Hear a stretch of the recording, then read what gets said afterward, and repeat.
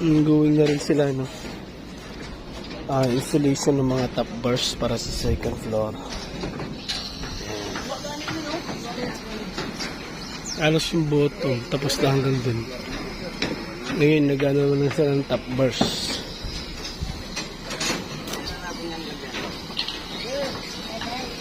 Setting. So, yung Friday nila na schedule, mukhang kaya naman, sir.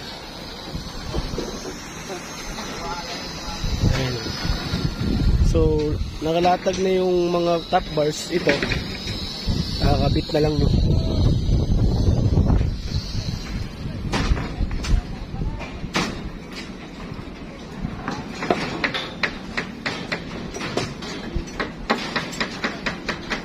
So, nilatag lang muna nila sa kanila i-fix. Pero lahat ng bottom bars okay na, no?